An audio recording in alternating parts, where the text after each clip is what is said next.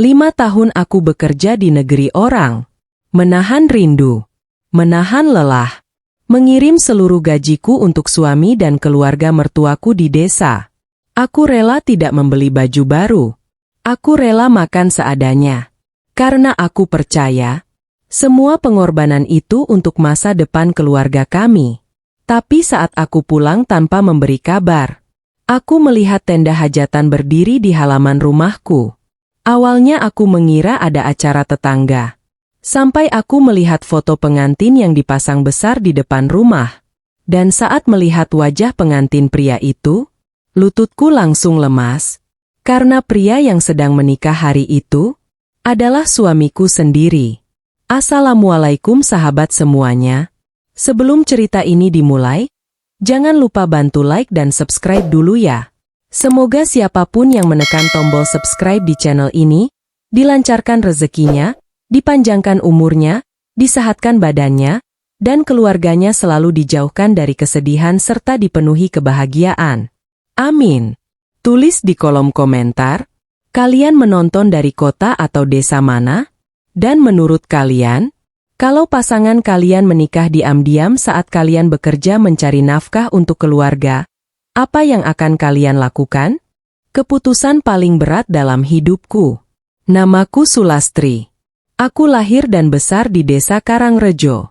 Desa kecil yang tenang, dikelilingi sawah dan kebun tebu yang membentang sejauh mata memandang. Dulu aku berpikir hidupku akan sederhana. Menikah, membangun keluarga, lalu menua bersama suami di rumah kecil yang penuh kebahagiaan. Tapi ternyata hidup tidak selalu berjalan seperti yang kita impikan. Saat aku menikah dengan Jatmiko 7 tahun lalu, aku benar-benar mencintainya. Aku menerima dia apa adanya. Meski keluarganya hidup pas-pasan. Meski ibunya, Bu Sukinem, tidak pernah benar-benar menyukaiku. Aku tetap bertahan. Karena aku percaya cinta bisa mengalahkan segalanya. Awalnya kehidupan kami memang sederhana. Jatmiko bekerja serabutan.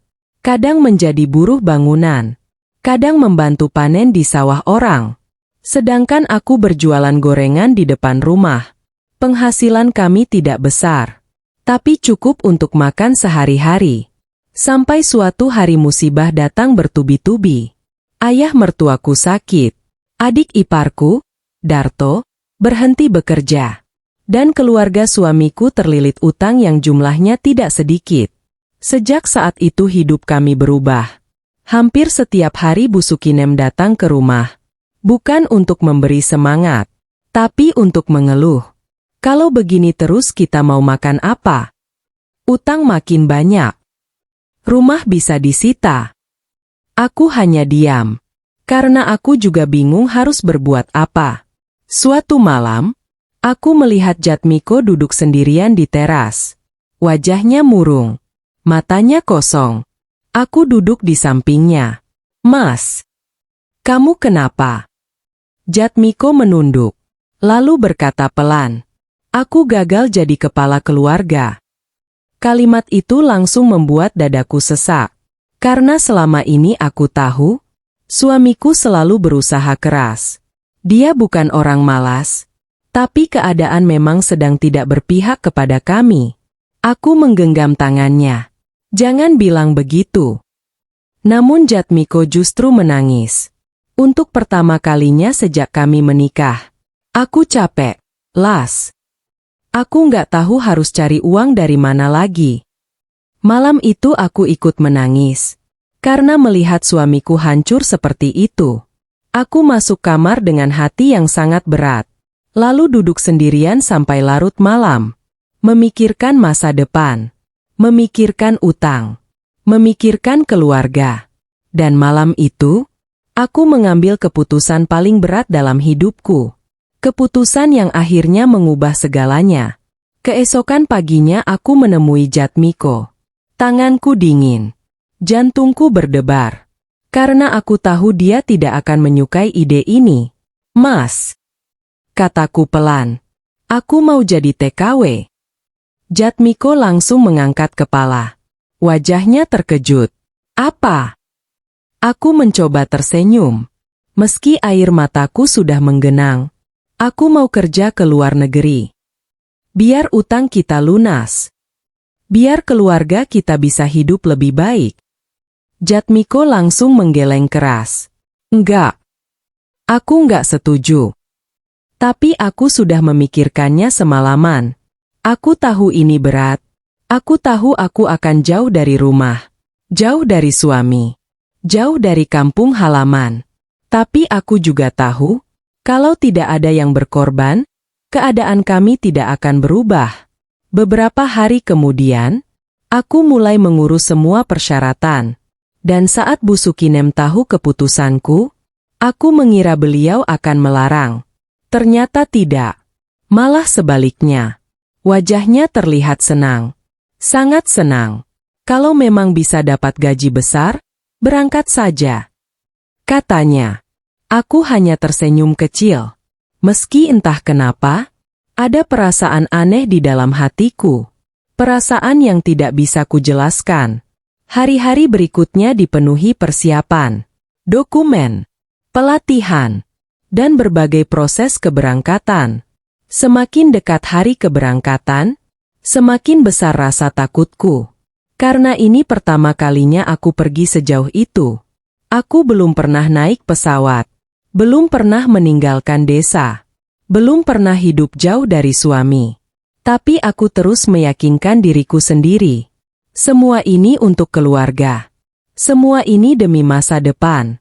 Aku tidak tahu bahwa keputusan yang kuambil dengan penuh cinta itu justru akan menjadi awal dari pengkhianatan terbesar dalam hidupku.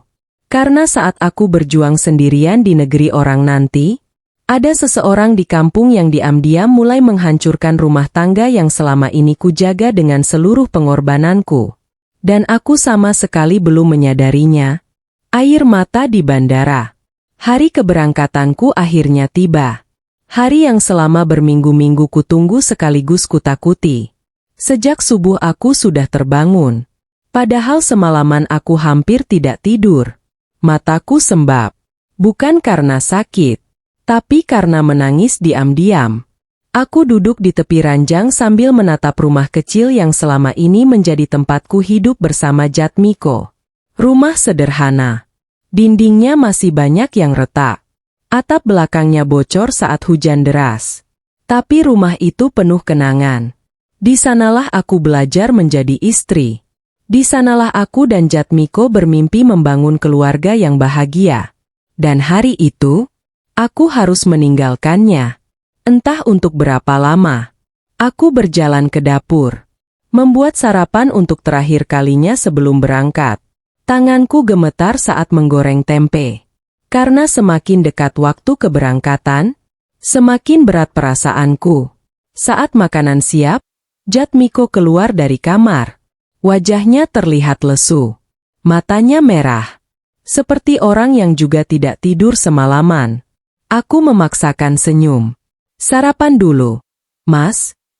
Tapi Jatmiko malah duduk diam. Menatapku lama. Lalu tiba-tiba berkata, kalau sekarang kamu berubah pikiran, kita batalin aja. Air mataku langsung menggenang. Karena jauh di dalam hati, aku juga ingin membatalkannya. Aku ingin tetap tinggal. Aku ingin tetap bersama suami.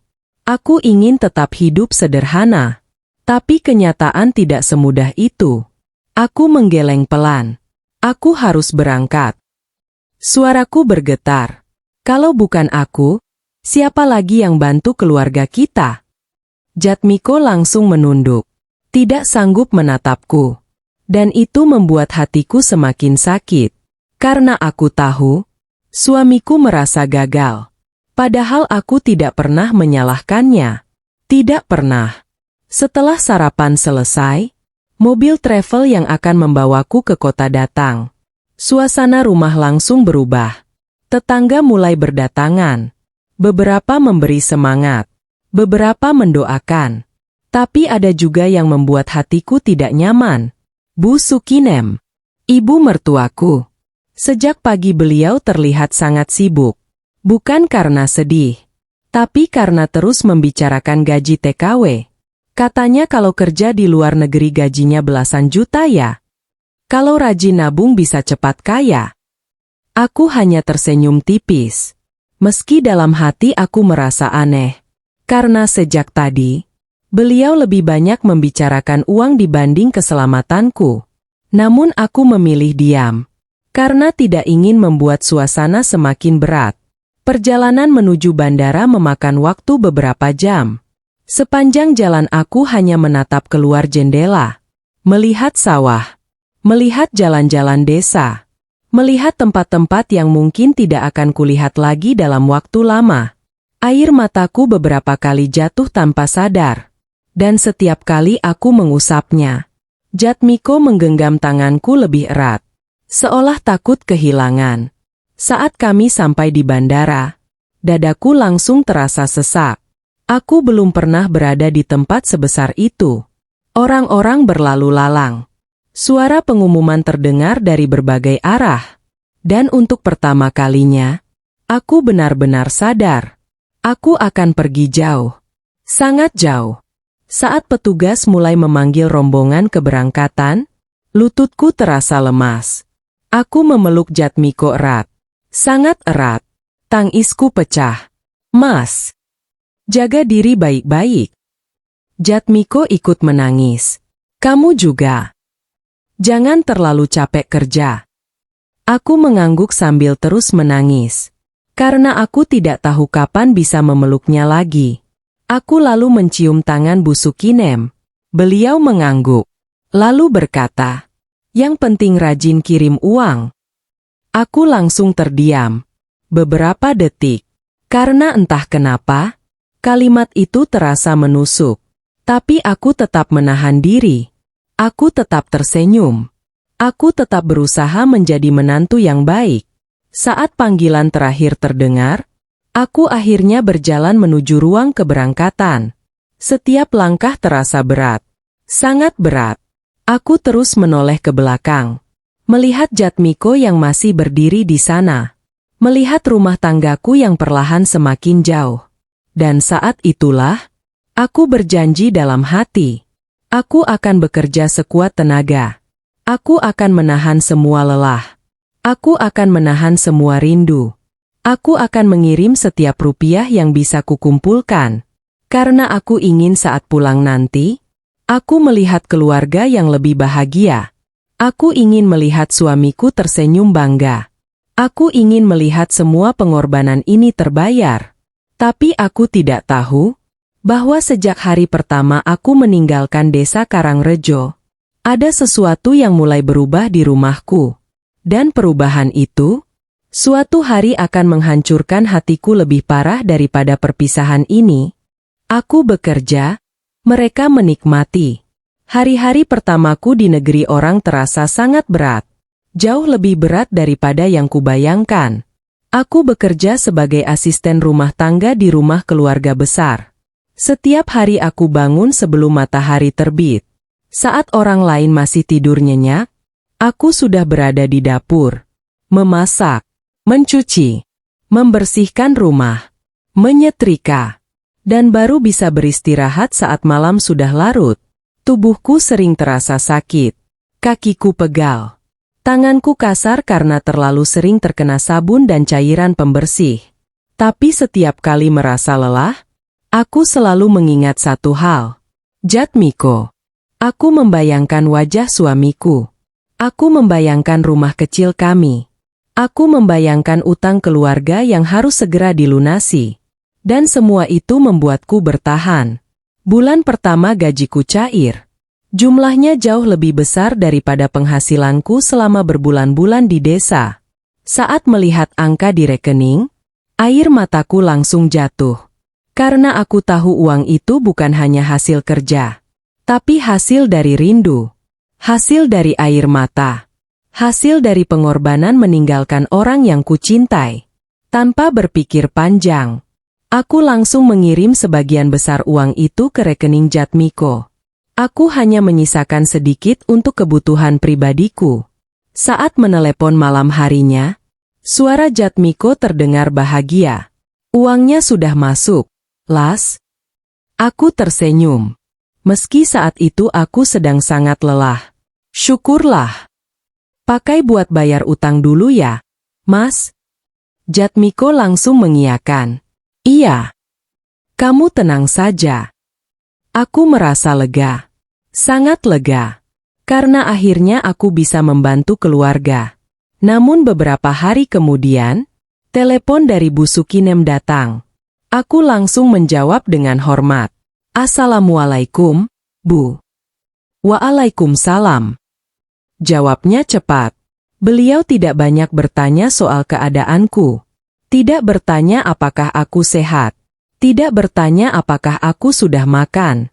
Yang beliau tanyakan justru hal lain. Bulan depan gajinya berapa? Aku terdiam beberapa detik. Lalu menjawab pelan. Kurang lebih sama, Bu. Beliau terdengar senang. Bagus. Soalnya Darto lagi butuh uang. Aku mengernyit. Butuh uang buat apa? Katanya mau usaha. Aku langsung mengangguk. Meski sebenarnya bingung. Karena setahuku Darto sudah beberapa kali mencoba usaha dan selalu gagal. Namun aku tetap mengirim uang tambahan. Karena aku berpikir, mungkin ini bisa membantu keluarga. Bulan kedua, aku kembali bekerja keras. Bulan ketiga, aku mulai terbiasa dengan rutinitas yang melelahkan. Bulan keempat, aku hampir tidak pernah membeli apapun untuk diriku sendiri. Setiap gaji masuk, langsung kukirim ke kampung. Kadang untuk membayar utang, kadang untuk biaya berobat, kadang untuk usaha Darto, kadang untuk memperbaiki rumah. Permintaan selalu ada. Dan anehnya, tidak pernah habis. Suatu malam aku menelepon Jatmiko. Aku sedang sangat rindu. Hari itu ulang tahun pernikahan kami. Aku berharap bisa berbicara lama dengannya. Tapi telepon hanya berlangsung beberapa menit. Mas lagi di mana? Tanyaku. Di luar. Jawabnya singkat. Lagi sama siapa? Teman. Aku mencoba tersenyum. Meski hatiku sedikit kecewa. Karena biasanya dia selalu bercerita banyak. Namun malam itu terasa berbeda. Sangat berbeda. Setelah telepon ditutup, aku duduk sendirian di kamar kecilku. Menatap foto pernikahan kami. Lalu menangis diam-diam. Karena rindu mulai terasa semakin berat. Hari demi hari berlalu. Dan perlahan aku mulai menyadari sesuatu. Aku yang bekerja. Aku yang menahan lelah. Aku yang menahan rindu. Tapi orang-orang di kampung mulai hidup lebih nyaman. Bu Sukinem sering meminta uang tambahan. Darto berkali-kali meminta modal.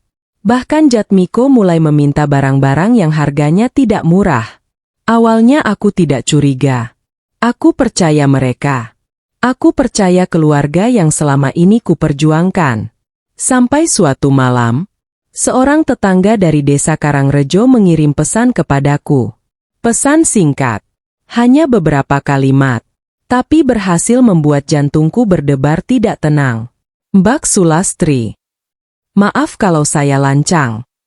Tapi sebaiknya Mbak lebih sering tanya kabar suami di rumah. Aku langsung membeku. Tanganku dingin.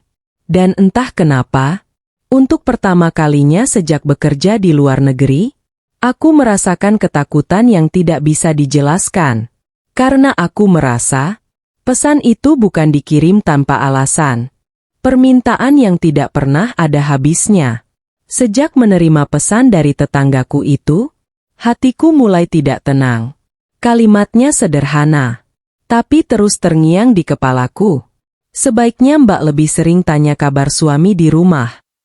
Aku mencoba menghubunginya kembali. Namun dia tidak membalas. Beberapa kali kutanya maksud pesannya. Tetap tidak ada jawaban. Seolah dia takut mengatakan sesuatu. Atau mungkin, takut diketahui orang lain. Malam itu aku sulit tidur. Aku berbaring di ranjang kecil di kamar pekerja. Menatap langit-langit. Mengingat wajah Jatmiko. Dan untuk pertama kalinya, aku merasakan sesuatu yang selama ini tidak pernah ada. Curiga. Meski aku terus berusaha menepisnya. Karena aku tidak ingin berpikir buruk tentang suamiku sendiri. Keesokan harinya aku kembali bekerja seperti biasa. Membersihkan rumah, mencuci, memasak, mengurus anak majikan. Semuanya kulakukan sambil menahan rasa lelah. Namun di tengah kesibukan itu, ponselku kembali berdering. Nama yang muncul di layar membuatku langsung tahu siapa yang menelepon. Bu Sukinem. Aku segera mengangkat. Assalamualaikum, Bu. Waalaikumsalam. Jawabnya cepat. Beliau langsung masuk ke tujuan utama. Las, ada uang lagi nggak? Aku langsung terdiam. Karena baru 2 minggu sebelumnya aku mengirim uang tambahan. Memangnya buat apa lagi, Bu? Bu Sukinem terdengar menghela napas. Atap rumah bocor. Harus diperbaiki. Aku langsung merasa bersalah. Oh, kalau begitu nanti saya kirim. Beliau langsung terdengar senang. Bagus. Telepon ditutup. Dan aku kembali bekerja. Namun anehnya, 2 hari kemudian telepon datang lagi. Kali ini dari Darto. Adik iparku. Mbak. Aku butuh bantuan. Aku langsung bertanya, ada apa? Motorku rusak. Katanya, kalau nggak diperbaiki aku susah kerja. Aku kembali mengirim uang, meski tabunganku semakin menipis. Karena aku berpikir, keluarga memang harus saling membantu. Tapi permintaan itu tidak berhenti.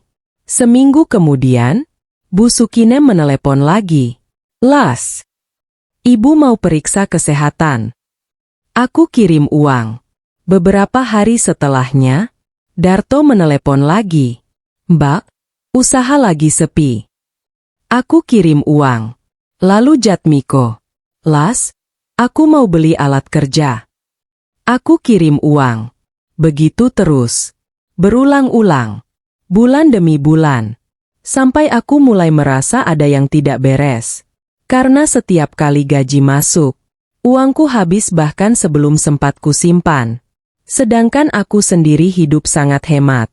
Aku tidak pernah jalan-jalan, tidak pernah belanja, tidak pernah membeli perhiasan.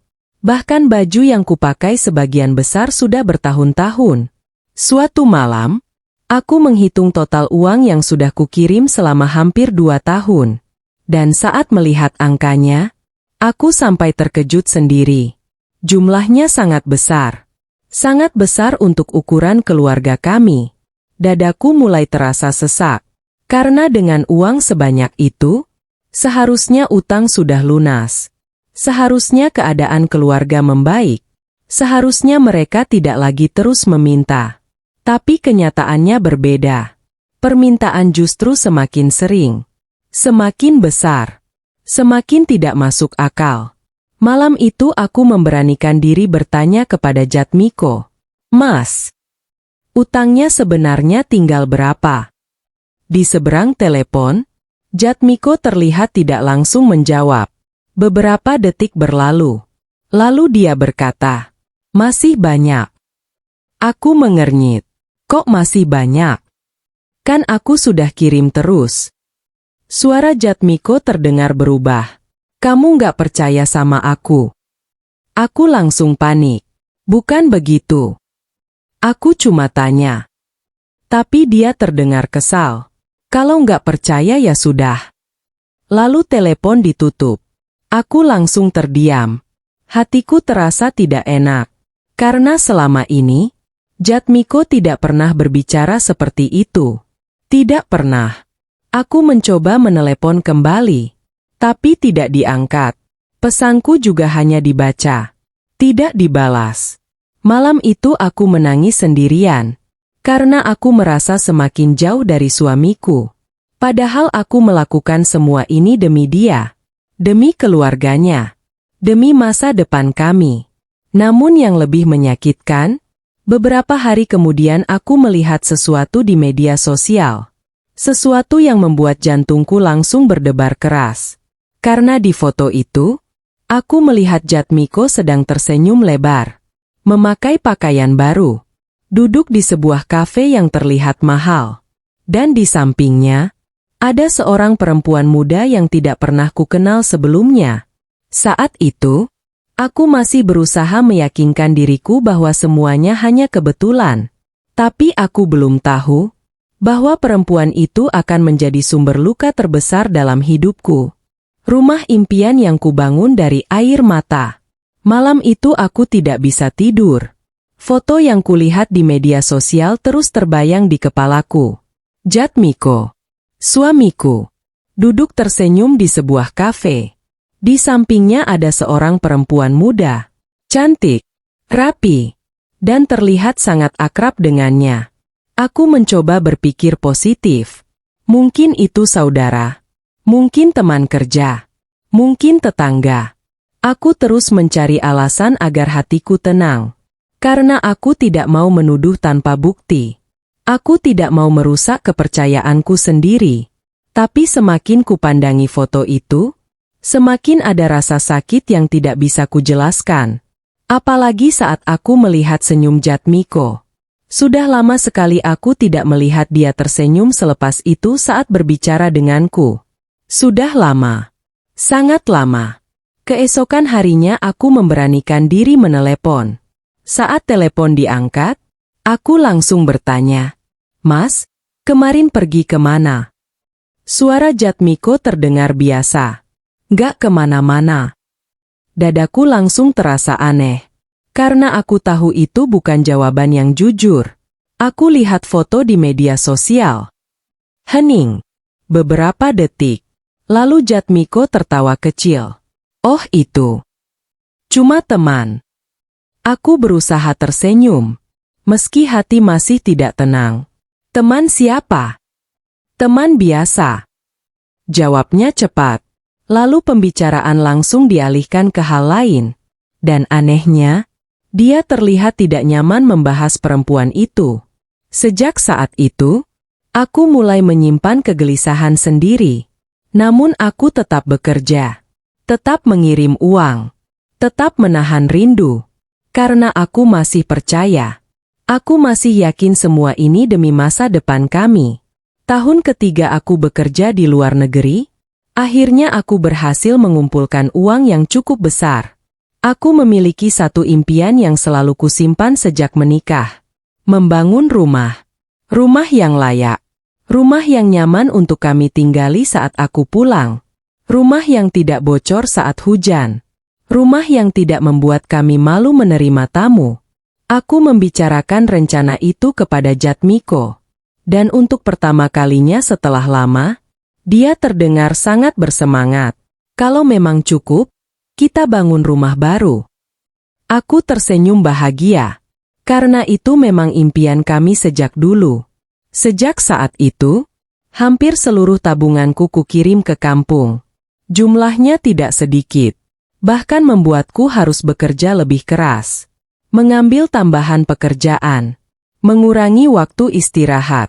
Beberapa kali aku sakit karena kelelahan. Tapi aku bertahan. Karena setiap kali merasa lelah, aku membayangkan rumah impian itu berdiri di desa Karangrejo. Bulan demi bulan berlalu. Pembangunan rumah dimulai. Jatmiko sering mengirim foto. Awalnya hanya pondasi, lalu dinding, lalu atap. Sampai akhirnya rumah itu berdiri megah. Jauh lebih bagus daripada rumah-rumah di sekitar. Saat melihat fotonya, air mataku jatuh. Karena aku merasa semua pengorbanan ini tidak sia-sia. Aku bahkan menunjukkan foto rumah itu kepada beberapa teman sesama TKW. Mereka ikut senang. "Kalau pulang nanti kamu enak," kata salah satu temanku. Aku mengangguk sambil tersenyum. Karena memang itu yang kuharapkan. Aku membayangkan pulang. Memasak di dapur baru. Duduk bersama Jatmiko di teras. Menikmati hidup sederhana setelah bertahun-tahun berpisah. Namun di balik kebahagiaan itu, aku mulai melihat sesuatu yang aneh. Semakin sering Jatmiko mengirim foto rumah, semakin sering pula ada satu sosok yang muncul. Perempuan yang sama seperti di foto kafe itu. Kadang terlihat di halaman. Kadang terlihat membantu memilih cat. Kadang terlihat berdiri dekat Jatmiko. Awalnya aku menganggap itu kebetulan. Tapi lama-kelamaan, kebetulan itu terlalu sering terjadi. Sampai suatu malam aku bertanya, "Mas, perempuan itu siapa sebenarnya?" Untuk pertama kalinya, suara Jatmiko berubah. "Kamu kenapa sih?" Aku langsung terdiam. Aku cuma tanya. "Dia tetangga." Jawabnya cepat. "Udah jangan macam-macam mikir." Lalu telepon ditutup. Aku memandangi layar ponsel yang sudah gelap. Air mataku mulai menggenang. Karena semakin hari, aku merasa semakin jauh dari suamiku. Dan yang lebih menyakitkan, aku mulai merasa seperti orang asing dalam rumah yang kubangun dengan keringat dan air mataku sendiri. Saat itu aku belum tahu bahwa rumah impian yang selama ini kubayangkan menjadi tempat kebahagiaan, justru sedang dipersiapkan menjadi tempat kehancuran terbesar dalam hidupku. Suamiku mulai berubah. Sejak percakapan malam itu, hatiku tidak pernah benar-benar tenang. Aku berusaha mempercayai Jatmiko, berusaha menepi semua pikiran buruk.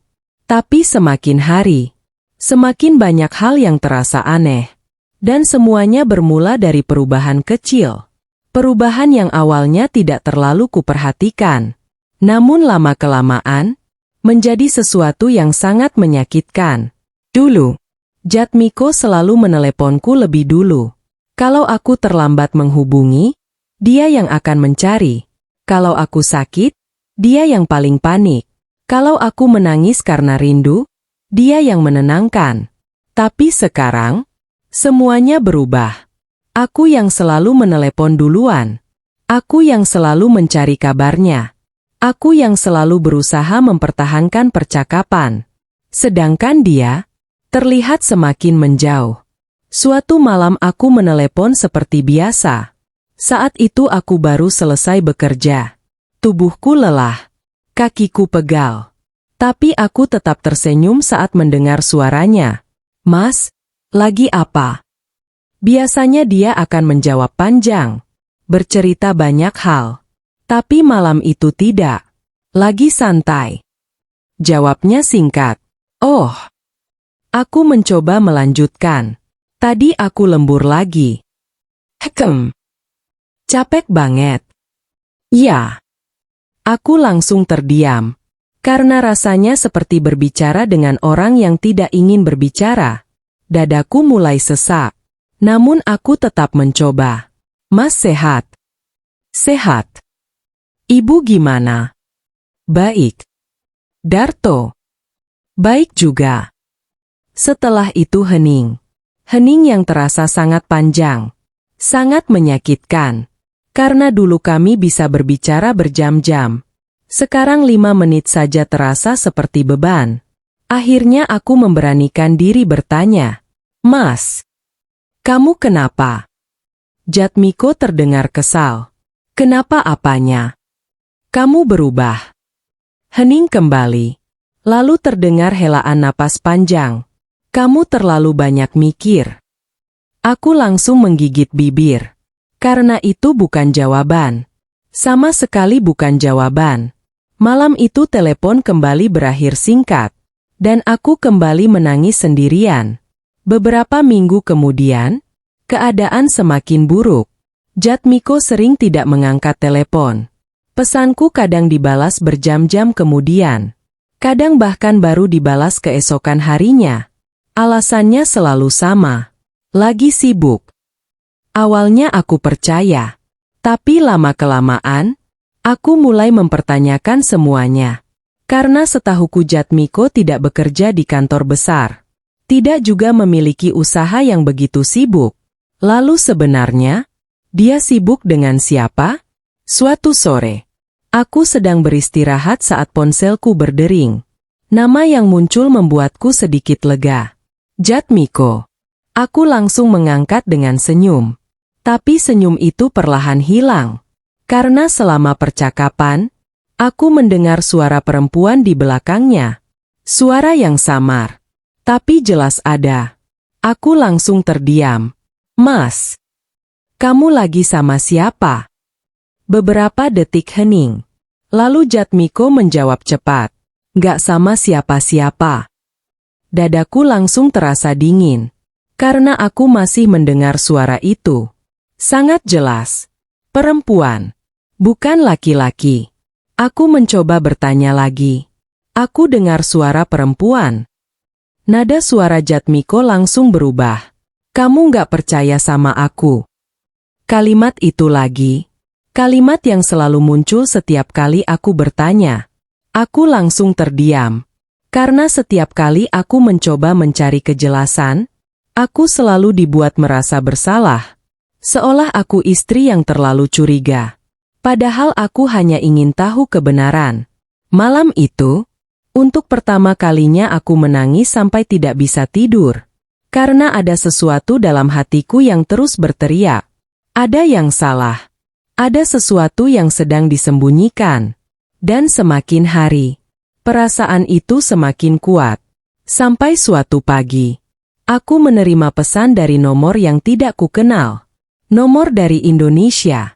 Pesannya sangat pendek, tapi membuat seluruh tubuhku langsung membeku. Mbak Sulastri, kalau masih sayang rumah tangga Mbak, sebaiknya cepat pulang. Jantungku langsung berdebar keras. Tanganku dingin. Napas terasa sesak. Karena setelah pesan pertama beberapa bulan lalu, sekarang muncul pesan kedua. Dan kali ini, isi pesannya jauh lebih menakutkan. Aku langsung membalas. Siapa ini? Tidak ada jawaban. Aku menunggu. 5 menit. 10 menit. 1 jam. Tetap tidak ada balasan. Sampai akhirnya, satu foto masuk ke ponselku. Dan saat melihat foto itu, air mataku langsung jatuh. Karena di sana, aku melihat Jatmiko. Dan perempuan yang selama ini terus muncul dalam foto-foto rumahku. Mereka berdiri sangat dekat. Terlalu dekat untuk sekadar teman. Dan saat itulah, aku mulai takut bahwa semua kecurigaanku selama ini mungkin benar. Bisikan dari kampung. Tanganku gemetar saat menatap foto yang baru saja masuk ke ponsel. Aku memperbesar gambar itu berkali-kali. Berharap mataku salah melihat. Berharap itu hanya sudut pengambilan gambar yang menipu. Tapi semakin lama aku melihatnya, semakin sulit aku berbohong pada diriku sendiri. Di foto itu, Jatmiko berdiri sangat dekat dengan perempuan yang selama ini sering muncul di foto rumah kami. Perempuan yang katanya hanya tetangga. Perempuan yang katanya tidak penting. Namun cara mereka berdiri, cara mereka saling menatap, tidak terlihat seperti dua orang yang sekadar kenal biasa. Air mataku jatuh perlahan. Bukan karena aku sudah yakin Jatmiko selingkuh. Tapi karena untuk pertama kalinya, aku mulai takut kehilangan kepercayaan yang selama ini kujaga. Aku langsung menelepon nomor pengirim foto itu. Tapi tidak aktif. Aku kirim pesan. Tidak dibalas. Aku mencoba lagi. Tetap tidak ada jawaban. Seolah orang itu hanya ingin memberiku peringatan. Lalu menghilang. Malam itu aku tidak bisa fokus bekerja. Beberapa kali majikanku sampai bertanya, "Kamu sakit?" Aku hanya tersenyum. Tidak apa-apa. Padahal sebenarnya, hatiku sedang berantakan. Sepanjang malam aku memikirkan Jatmiko. Memikirkan foto itu. Memikirkan semua perubahan sikapnya selama beberapa tahun terakhir. Dan semakin kupikirkan, semakin banyak hal yang mulai terasa janggal. Dulu dia selalu merindukanku. Sekarang tidak. Dulu dia selalu menunggu teleponku. Sekarang sering menghindar. Dulu dia selalu bercerita tentang kegiatannya. Sekarang semuanya terasa rahasia. Aku mencoba menghubungi Jatmiko keesokan harinya. Saat telepon diangkat, aku langsung bertanya, "Mas, lagi di mana?" "Di rumah." Jawabnya cepat. "Sendirian?" Ada jeda beberapa detik. Lalu dia menjawab, "Iya." Dadaku langsung terasa sesak. Karena aku tidak tahu lagi mana yang harus kupercayai. Perkataannya, atau foto yang kulihat sendiri. Sore harinya, aku menerima telepon dari tetanggaku di desa Karangrejo. Namanya Bu Yanti. Beliau memang sudah lama mengenalku. Awalnya beliau hanya bertanya kabar. Lalu perlahan pembicaraan berubah. Nada suaranya terdengar ragu-ragu. Seolah ingin mengatakan sesuatu. Tapi takut. "Las," katanya pelan. "Iya, Bu." Beliau terdiam cukup lama. Lalu berkata, "Kamu sehat kan di sana?" Aku mengangguk meski beliau tidak bisa melihat. "Sehat." "Kenapa memangnya?" Hening. Lalu terdengar helaan napas panjang. "Nggak apa-apa." Aku langsung merasa ada sesuatu. Karena nada suaranya berbeda. Sangat berbeda. "Bu, kalau ada apa-apa bilang saja." Beliau kembali diam. Dan saat akhirnya bicara, jantungku langsung berdebar lebih cepat. "Kamu percaya sama suamimu?" Aku membeku. Beberapa detik tidak mampu menjawab.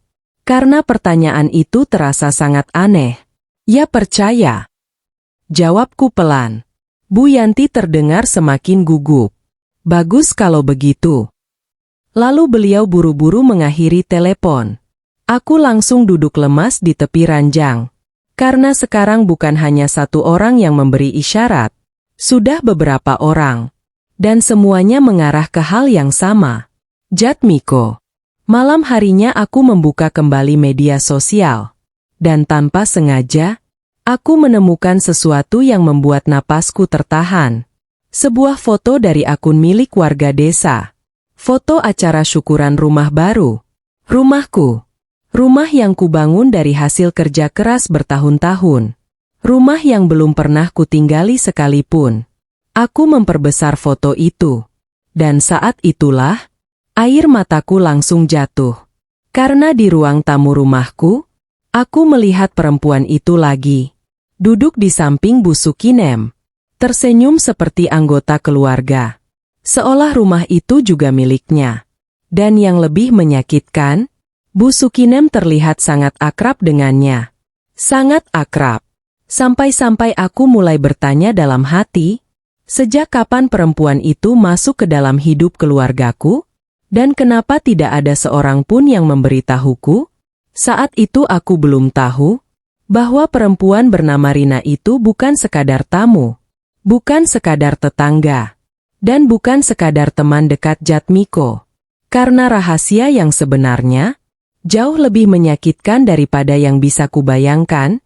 Malam itu aku tidak bisa tidur. Foto yang kulihat terus berputar di kepalaku. Rina duduk di ruang tamu rumahku. Duduk di rumah yang kubangun dengan keringat dan air mataku sendiri. Yang membuat dadaku semakin sakit. Bu Sukinem terlihat sangat akrab dengannya. Bahkan lebih akrab daripada saat beliau berbicara denganku. Aku memandangi layar ponsel sampai dini hari. Berharap menemukan penjelasan yang masuk akal. Tapi semakin lama aku mencari, semakin banyak hal yang membuatku tidak tenang. Keesokan harinya aku mencoba menelepon Jatmiko lagi. Awalnya tidak diangkat. Aku menelepon kedua kali. Tetap tidak diangkat. Baru pada percobaan ketiga, telepon tersambung. "Ada apa?" Suara Jatmiko terdengar dingin. Sangat dingin. Tidak seperti suami yang sedang berbicara dengan istrinya. Aku menarik napas pelan. "Mas, aku lihat ada acara syukuran rumah." "Oh itu." Jawabnya santai. "Iya." "Kenapa nggak bilang?" Jatmiko terdiam sebentar. "Lupa." Aku langsung menunduk. Karena rasanya mustahil seseorang lupa memberitahu istrinya tentang acara yang diadakan di rumah mereka sendiri. Tapi aku masih mencoba sabar. Terus, perempuan yang sering ada di rumah itu siapa? Hening. Beberapa detik. Lalu suara Jatmiko berubah. "Kamu mulai lagi." Dadaku terasa sesak. Aku cuma tanya. Dia cuma teman. Jawabnya cepat. Kalimat itu lagi. Teman. Selalu teman. Seolah semua pertanyaanku bisa selesai hanya dengan satu kata itu. Tak lama kemudian telepon ditutup. Dan aku kembali menangis sendirian. Hari-hari berikutnya terasa semakin berat. Bukan karena pekerjaan, tapi karena pikiranku. Aku mulai kehilangan nafsu makan. Mulai sulit tidur. Mulai sering melamun. Sampai suatu sore, teman sesama TKW bernama Mbak Narti duduk di sampingku. Beliau sudah bekerja di luar negeri lebih lama dariku. Dan mungkin karena melihat wajahku yang murung, dia bertanya pelan, "Ada masalah rumah tangga?" Aku langsung menunduk. Air mataku hampir jatuh. Entah kenapa, untuk pertama kalinya aku menceritakan semuanya. Tentang Jatmiko. Tentang Rina. Tentang foto-foto yang kulihat. Tentang perubahan sikap suamiku. Mbak Narti mendengarkan sampai selesai. Lalu berkata sesuatu yang membuatku terdiam. "Coba cek rekening kirimanmu." Aku mengernyit. Memangnya kenapa? Kadang pengkhianatan bukan cuma soal perempuan. Aku langsung membeku. Karena selama ini, aku hanya fokus memikirkan Rina. Aku tidak pernah memikirkan hal lain. Malam itu juga, aku membuka catatan transfer selama bertahun-tahun. Satu persatu. Bulan demi bulan. Tahun demi tahun. Aku mulai menghitung. Dan semakin lama menghitung, semakin aku sulit bernapas. Karena jumlah uang yang kukirim ternyata sangat besar. Sangat besar. Bahkan cukup untuk membeli beberapa rumah di desa. Tanganku mulai dingin. Karena tiba-tiba muncul satu pertanyaan.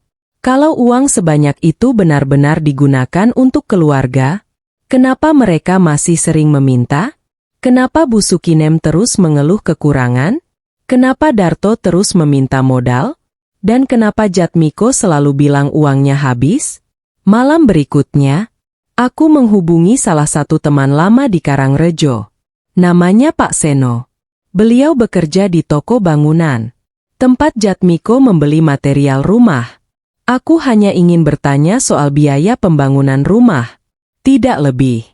Tapi jawaban Pak Seno justru membuat seluruh tubuhku membeku. "Loh? Bu Sulastri nggak tahu?" Jantungku langsung berdebar. "Tahu apa, Pak?" Pak Seno terdengar heran. "Biaya rumah itu nggak sampai separuh dari uang yang ibu kirim." Tanganku langsung gemetar. Aku bahkan sampai menjatuhkan ponsel. Karena itu artinya, selama ini ada uang dalam jumlah sangat besar yang menghilang. Dan uang itu bukan dipakai untuk rumah. Bukan dipakai untuk utang. Bukan dipakai untuk kebutuhan keluarga. Air mataku langsung jatuh. Karena perlahan aku mulai mengerti. Mungkin selama ini aku bukan hanya dibohongi soal perempuan. Aku juga dibohongi soal uang. Dan yang lebih menyakitkan, orang yang melakukannya adalah suamiku sendiri. Saat itu aku belum tahu bahwa sebagian uang hasil kerja kerasku ternyata dipakai untuk membiayai kehidupan Rina. Perempuan yang diam-diam sedang mengambil tempatku di rumahku sendiri. Kepulanganku yang dirahasiakan. Malam itu, aku tidak sanggup menahan tangis lagi. Aku duduk sendirian di kamar kecil tempatku tinggal selama bertahun-tahun. Menatap catatan transfer yang memenuhi layar ponsel. Angka-angka itu terasa seperti menamparku. Karena untuk pertama kalinya, aku sadar betapa banyak uang yang sudah kukirim. Bukan jutaan. Bukan puluhan juta. Tapi ratusan juta rupiah. Uang yang kukumpulkan dari keringat. Dari rindu. Dari hari-hari panjang yang kulewati sendirian di negeri orang. Dan sekarang, aku mulai curiga semua pengorbanan itu sia-sia. Air mataku jatuh tanpa henti. Aku teringat bagaimana dulu aku sering menolak membeli kebutuhan pribadi. Aku menahan diri saat teman-teman sesama TKW pulang membawa emas dan tabungan. Sedangkan aku selalu mengirim hampir seluruh gajiku ke kampung. Karena aku percaya pada suamiku. Aku percaya pada keluargaku. Tapi sekarang, kepercayaan itu mulai retak. Pagi harinya aku menerima telepon dari Bu Sukinem. Biasanya aku akan langsung menjawab dengan ramah. Tapi kali ini, hatiku terasa berbeda. Las. Suara Bu Sukinem terdengar seperti biasa. Iya, Bu. Bulan depan kirim uang lagi ya. Aku langsung terdiam. Buat apa? Terdengar jeda singkat. Lalu beliau menjawab, rumah masih banyak yang perlu dibenahi. Tanganku langsung mengepal. Karena baru beberapa hari lalu aku tahu biaya rumah jauh lebih murah dari uang yang kukirim. Namun aku tidak membantah. Belum. Aku masih ingin melihat sampai sejauh mana kebohongan itu berjalan. Iya, Bu. Jawabku pelan. Begitu telepon ditutup, aku langsung mengambil keputusan. Keputusan yang akhirnya mengubah semuanya. Aku akan pulang. Diam-diam. Tanpa memberitahu siapapun. Tanpa memberitahu Jatmiko. Tanpa memberitahu Bu Sukinem. Tanpa memberitahu Darto. Aku ingin melihat sendiri apa yang sebenarnya terjadi di kampung. Aku ingin melihat sendiri bagaimana kehidupan mereka selama ini. Dan yang paling penting, aku ingin melihat sendiri siapa sebenarnya Rina. Malam itu juga aku mulai mengurus kepulangan. Kebetulan kontrakku tinggal beberapa minggu lagi. Majikanku yang baik bahkan membantuku mempercepat proses administrasi. Saat semuanya selesai, aku mulai menghitung hari. Setiap hari terasa sangat panjang. Karena sekarang aku tidak hanya membawa rindu. Aku juga membawa kecurigaan dan ketakutan. Takut semua yang kupikirkan ternyata benar. Beberapa minggu kemudian, hari kepulanganku akhirnya tiba. Aku tidak memberi kabar kepada siapapun. Saat teman-teman bertanya kenapa aku tidak memberitahu keluarga, aku hanya tersenyum. Karena aku ingin memberi kejutan. Atau mungkin, aku ingin menangkap sebuah kebohongan. Perjalanan pulang terasa sangat panjang. Dari bandara, naik bus, lalu berganti kendaraan menuju desa Karangrejo. Sepanjang perjalanan, jantungku terus berdebar. Aku membayangkan bertemu Jatmiko lagi. Sudah hampir 5 tahun aku tidak memeluknya. Tidak melihatnya secara langsung. Tidak menatap matanya dari dekat. Seharusnya aku bahagia. Seharusnya aku tidak sabar. Tapi yang kurasakan justru ketakutan. Saat kendaraan mulai memasuki desa, air mataku mengalir pelan. Karena aku sangat merindukan kampung halaman. Sawah yang hijau. Jalan-jalan kecil yang dulu sering kulewati. Dan rumah impian yang kubangun dengan pengorbanan bertahun-tahun. Namun beberapa menit kemudian, sesuatu membuatku mengernyit. Karena dari kejauhan, aku melihat jalan menuju rumahku dipenuhi kendaraan, mobil, motor, dan banyak orang. Aku mulai bingung. Ada acara apa ya? Gumamku pelan. Saat kendaraan semakin mendekat, jantungku langsung berdetak lebih cepat. Karena aku melihat tenda besar berdiri di depan rumahku. Bendera janur kuning menghiasi jalan masuk. Musik hajatan terdengar sampai ke ujung gang. Aku langsung membeku. Karena suasana itu sangat jelas. Sangat jelas. Itu suasana pesta pernikahan. Tanganku mulai dingin. Pikiranku berusaha mencari penjelasan. Mungkin tetangga. Mungkin saudara. Mungkin acara orang lain. Aku terus meyakinkan diriku sendiri. Sampai akhirnya kendaraan berhenti tidak jauh dari rumah. Dan saat aku turun, mataku langsung tertuju pada sebuah foto besar yang dipasang di depan tenda. Foto pengantin. Aku tersenyum gugup. Masih mencoba berpikir positif. Sampai aku melihat wajah pengantin pria di foto itu. Dan saat itulah, seluruh dunia seakan berhenti berputar. Karena pria yang mengenakan jas pengantin itu adalah Jatmiko, suamiku sendiri. Sedangkan perempuan di sampingnya adalah Rina, Perempuan yang selama ini muncul di foto-foto rumahku. Lututku langsung lemas. Koper yang kubawa terjatuh ke tanah. Air mataku mengalir tanpa bisa kutahan. Karena 5 tahun aku bekerja di negeri orang demi keluarga. Tapi saat pulang, aku justru datang tepat di hari pernikahan suamiku dengan perempuan lain. Dan yang lebih mengerikan, pernikahan itu berlangsung di rumah yang kubangun dengan uang hasil kerja kerasku sendiri. Tenda hajatan di depan rumah. Aku tidak tahu berapa lama aku berdiri di sana. Tubuhku terasa mati rasa. Pikiranku kosong. Dan mataku terus menatap foto pengantin yang terpajang besar di depan rumah. Rumahku. Rumah yang kubangun dengan uang hasil kerjaku selama bertahun-tahun. Di foto itu, Jatmiko tersenyum lebar. Senyum yang sudah lama tidak pernah kulihat saat berbicara denganku.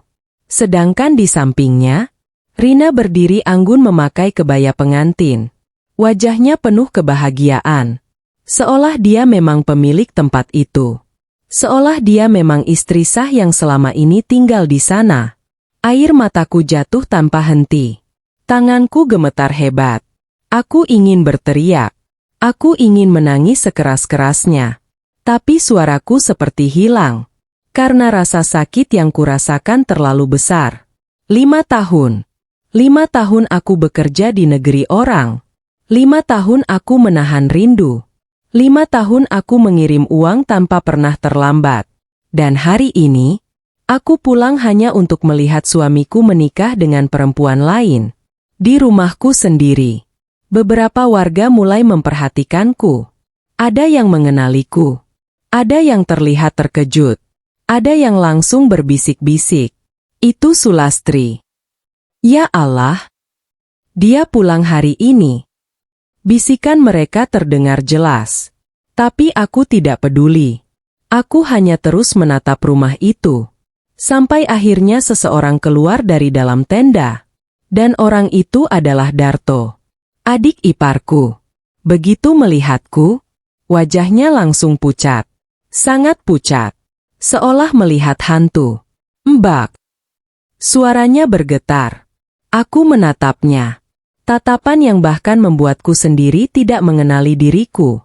Karena untuk pertama kalinya, aku merasa begitu dikhianati. Kaget lihat aku pulang. Tanyaku pelan. Darto tidak menjawab. Dia hanya menelan ludah. Matanya terlihat panik. Sangat panik. Karena jelas dia tidak menyangka aku datang hari itu. Tidak menyangka aku datang tepat saat pesta berlangsung. Beberapa detik kemudian, suara musik dari dalam tenda semakin keras. Tanda acara sedang berlangsung. Tangisku semakin deras. Karena aku sadar, saat aku berdiri di luar sini, suamiku sedang merayakan pernikahan dengan perempuan lain. Aku melangkah maju.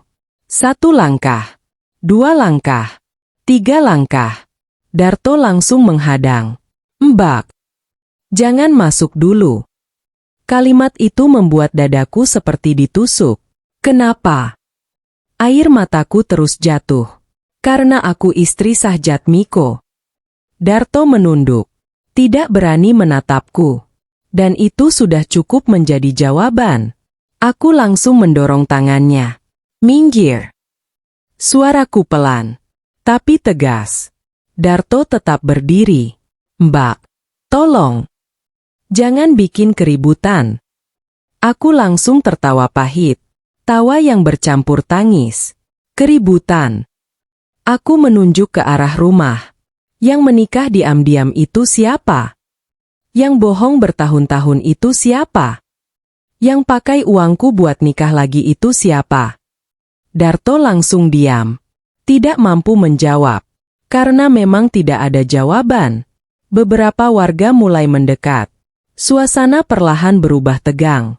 Dan tepat saat itu, aku melihat seseorang keluar dari pintu rumah. Bu Sukinem. Ibu mertuaku. Beliau memakai kebaya yang sangat bagus. Wajahnya dipenuhi riasan. Dan yang paling menyakitkan, beliau terlihat bahagia. Sangat bahagia. Sampai akhirnya mata kami bertemu. Senyumnya langsung hilang. Tubuhnya membeku. Matanya membesar. Seolah tidak percaya melihatku berdiri di sana. Sulastri. Bisiknya pelan. Aku menatapnya tanpa berkedip. Air mataku terus mengalir. Ibu kaget. Bu Sukinem terlihat panik. Sangat panik. Tatapannya langsung mengarah ke Darto. Lalu kembali kepadaku. Dan saat itulah aku sadar. Mereka semua tahu. Mereka semua tahu apa yang dilakukan Jatmiko. Dan tidak ada satupun yang memberitahuku. Tidak satupun. Aku menggenggam koperku erat. Lalu melangkah menuju pintu rumah. Menuju tempat pesta berlangsung. Menuju tempat suamiku sedang duduk sebagai pengantin. Karena hari itu, aku tidak akan pergi. Aku tidak akan diam. Dan aku tidak akan lagi menjadi perempuan yang terus disakiti tanpa melawan. Namun aku belum tahu bahwa apa yang akan kulihat di dalam rumah beberapa menit lagi jauh lebih menyakitkan daripada foto pengantin yang baru saja menghancurkan hatiku. Pengantin pria itu suamiku. Langkah kakiku terasa berat. Sangat berat. Tapi aku terus berjalan menuju pintu rumah. Rumah yang kubangun dari hasil kerja keras bertahun-tahun. Rumah yang seharusnya menjadi tempatku pulang. Rumah yang selama 5 tahun hanya kulihat lewat foto-foto kiriman Jatmiko. Dan hari ini, aku datang sebagai orang asing. Bu Sukinem mencoba mengejarku. Sulastri, dengarkan dulu. Aku tidak berhenti. Air mataku terus mengalir. Karena sudah terlalu banyak kebohongan yang kudengar. Sudah terlalu banyak alasan yang mereka buat. Aku ingin melihat semuanya dengan mataku sendiri. Saat aku melangkah masuk ke ruang tamu, suasana langsung berubah. Musik masih terdengar. Tamu-tamu masih duduk menikmati hidangan. Tapi satu persatu kepala mulai menoleh ke arahku. Beberapa langsung mengenaliku. Beberapa terlihat terkejut. Dan beberapa hanya saling berbisik. Aku bisa mendengar suara mereka. Itu Sulastri. Ya Allah. Kasihan sekali. Namun saat itu, aku tidak peduli. Tatapanku hanya tertuju ke depan. Ke pelaminan yang berdiri megah di ujung ruangan. Dan di sanalah, aku melihatnya. Jatmiko. Suamiku. Masih memakai pakaian pengantin. Masih duduk berdampingan dengan Rina. Masih tersenyum. Sampai akhirnya dia melihatku. Senyum itu langsung hilang. Wajahnya pucat seketika. Matanya membesar. Tubuhnya bahkan terlihat kehilangan keseimbangan. Las. Bisiknya pelan. Untuk beberapa detik, seluruh ruangan menjadi sunyi. Sunyi yang sangat menyakitkan. Karena di hadapanku berdiri lelaki yang dulu kupercaya sepenuh hati. Lelaki yang setiap bulan kukirimi uang.